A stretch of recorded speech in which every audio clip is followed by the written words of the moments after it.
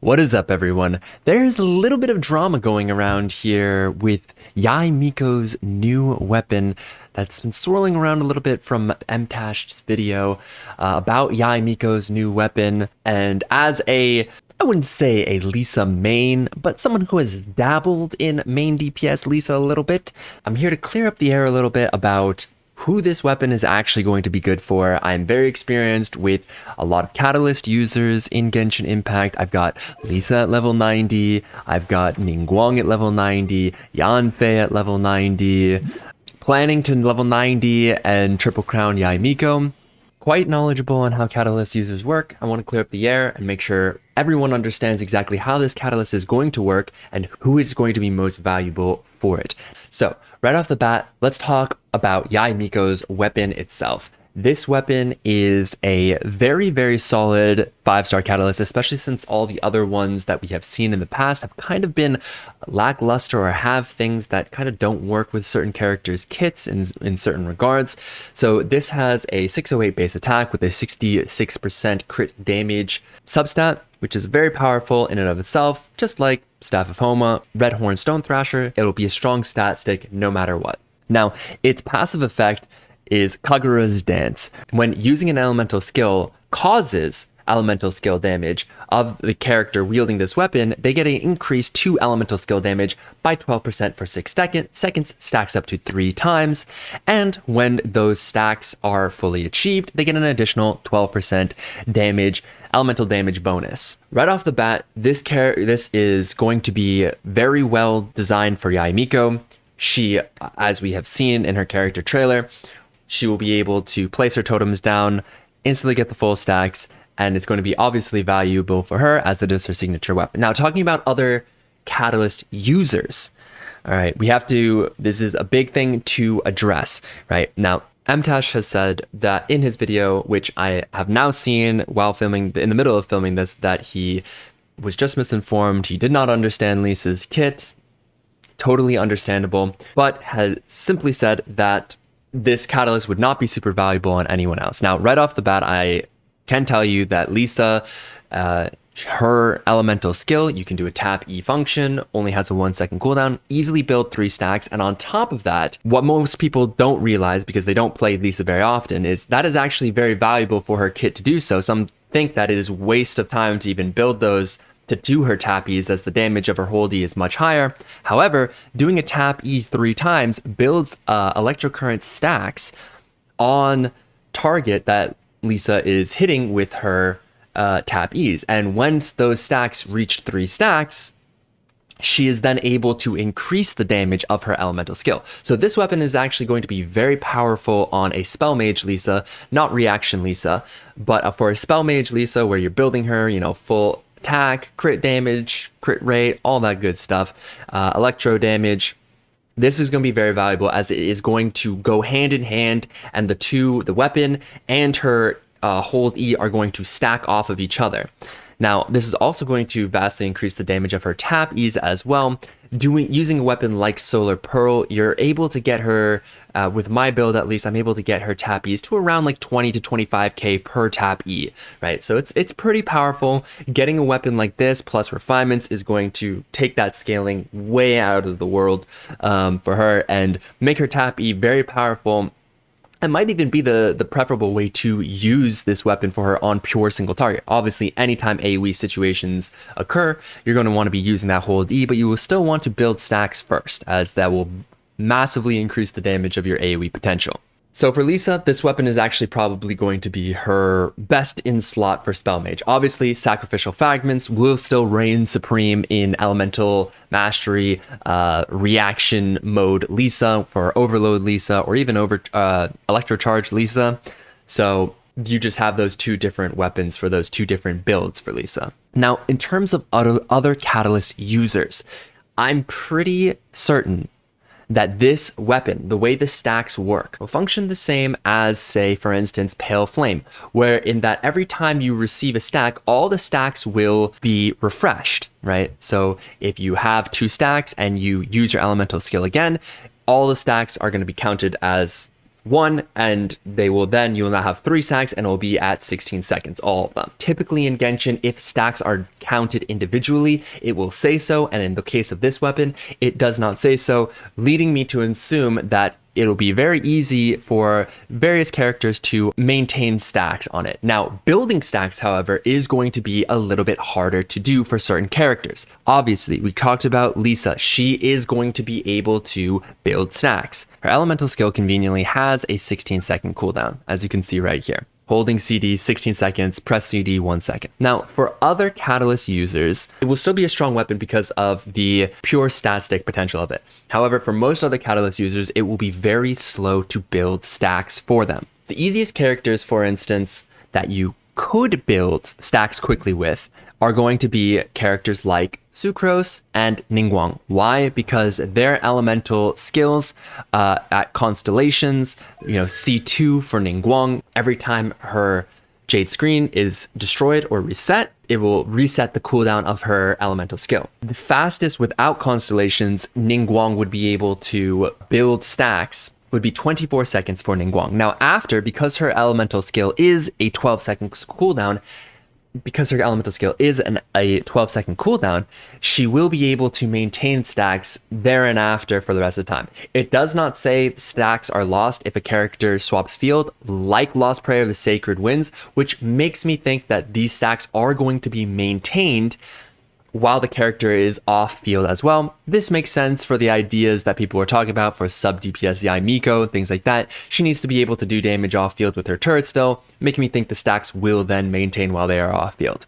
Her Constellation 2 can trigger once every 6 seconds, which means that the fastest that you could build stacks for Ningguang, assuming you're getting good breaks and allowed to replace your Jade screen, technically in 6 seconds, but realistically more like 6 to 18 seconds. 12 to 18 seconds it will take to build 3 stacks on Ningguang. After that, it doesn't matter. As long as you're replacing her skill on cooldown, she will be able to maintain 3 stacks indefinitely after that. Now, the other character that's going to be somewhat effective with using this is Sucrose. This weapon doesn't make any sense to use on Sucrose. I'll just be straight up with you. Sucrose should be using Elemental Mastery. Her swirling is very powerful. Her grouping is very powerful. You never really want to do a main DPS Spell Mage Sucrose. Now, her skill is a 15-second cooldown, so you're really going to have to be perfect at getting those resets on her in order to maintain those 3-stack buffs. However, Constellation 4 can reduce the cooldown. RNG reduce the cooldown either 1 to 7 seconds every 7 times Sucrose does a normal or charge attack. So there is a possibility if you wanted to do Spell Mage, main DPS Sucrose for whatever meme reason, but for Sucrose, it will take around 15 seconds at the quickest to be able to get her up to those 3 stacks and then maintaining it afterwards. If you have Constellation 4, you will be able to easily be able to do so, and with perfect gameplay, you will be able to maintain it as well with Constellation 1. But again, I wouldn't recommend using that. There are other characters that can effectively use this weapon, though it will take a very long time to build stacks for those characters, and they will see better returns with other weapons, but this will still be a weapon that is viable. Characters like Yanfei, she has a 9-second cooldown on her skill, so it will take her 18 seconds to build up those stacks. That is quite a long time, but still not as bad as someone like Barbara, who is actually straight up impossible to build stacks with because her elemental skill is a 32-second cooldown. So actually, garbage weapon for Barbara. Even as a main DPS Barbara, don't even think about using her because you will never be able to get more than 1 stack on it. Other Catalyst users, I don't have Kokomi, but obviously you wouldn't use it on Kokomi because, the main stat is crit damage, and Kokomi has a negative 100% crit rates. Mona can use it, however, her elemental skill does a very, very small amount of damage. The main damage is her burst, so that damage bonus on her elemental skill that you'll be getting is not going to be very valuable. Plus, it is going to take 24 seconds to build the stack 3s, which is probably the longest of all the Catalyst users that can build stacks effectively.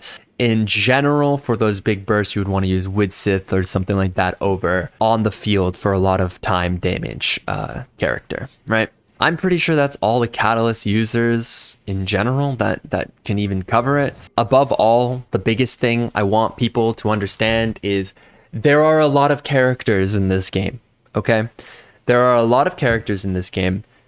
Not everyone is going to have perfect knowledge on every single character. I happen to use Lisa quite a bit, so I am aware of how her abilities work, how her skills work. Mtashed has said he was misinformed. He did not know how she worked because of the fact that he never plays with her. Assumed most people don't, and that's okay. It is true. She is definitely one of the lower played characters, and that's totally fine. However, this weapon is going to be very good on Spell Mage Lisa, Reaction Lisa. Obviously, still use Sacrificial Fragments. Please, please, please, please. The hate that Mtashed is getting right now is completely unjustified. He was just trying to make a video to help people understand if the weapon is good or not, if it's super niche or not. He even said himself, the weapon is very strong for the characters that can use it effectively. He assumed only Yae Miko can use it effectively, and he said that for Yae Miko, he had no doubt it would be incredibly strong. So, guys, please be respectful as always to people. It is okay to guide people into, proper information, but don't harass people. Don't be disrespectful to people over the fact that they may or may not understand how a character's kit works. All right. He was mostly making the video about Yae Miko and seeing if it has widespread usage. And as I am even saying right here, it doesn't have super widespread usage. The best characters that you can use it on, besides from Yae Miko, are going to be Lisa and Ningguang, right? That's two other characters. Beyond those characters, I truly would not recommend using this weapon elsewhere. You're going to have a long time of not having stacked up damage that you will not be taking full advantage of the weapon's kit and availability, right? 18 seconds, 20 seconds, 24 seconds for Mona, right? That's a long time to build up those stacks.